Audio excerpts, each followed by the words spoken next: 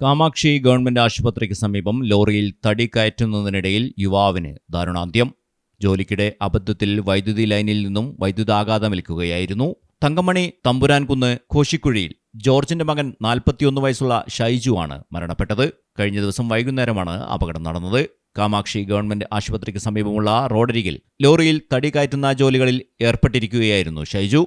ലോറിയുടെ മുകളിൽ കയറിൽ നിന്ന് തടികൾ കൃത്യമായി ലോഡ് ചെയ്യുന്നതിനിടയിൽ അബദ്ധത്തിൽ നിവർന്നു നിന്നതാണ് ദുരന്തത്തിന് കാരണമായത്. ലോറിക്ക് മുകളിലൂടെ കടന്നുപോയിരുന്ന വൈദ്യുതി ലൈനിൽ ഷൈജുവിന്റെ ശരീരം അബദ്ധത്തിൽ സ്പർശിക്കുകയായിരുന്നു. നിമിഷങ്ങൾക്കകം വൈദ്യുതാഘാതമേറ്റ് ഷൈജു തെറിച്ചു വീഴുകയായിരുന്നു. അപകടം ശ്രദ്ധയിൽപ്പെട്ട ഉടനെ തന്നെ ഒപ്പമുണ്ടായിരുന്ന സഹപ്രവർത്തകരും നാട്ടുകാരും ചേർന്ന് അതീവ ഗുരുതരാവസ്ഥയിലായ ഷൈജുവിനെ ഉടനെ തന്നെ തങ്കമണി സഹകരണ ആശുപത്രിയിൽ എത്തിച്ചു. പ്രാഥമിക ശുശ്രൂഷകൾക്ക് ശേഷം വിദഗ്ധ ചികിത്സയ്ക്കായി കട്ടപ്പന സഹകരണ ആശുപത്രിയിലേക്ക് മാറ്റിയെങ്കിലും ജീവൻ രക്ഷിക്കാനായില്ല. ആശുപത്രിയിൽ എത്തുന്നതിന് മുൻപ് തന്നെ മരണം സംഭവിച്ചിരുന്നു. മലയാളം ടെലിവിഷൻ, ഇടുക്കി. അക്കരയുടെ പൈതൃകം, ഇക്കരയുടെ കൗതുകം.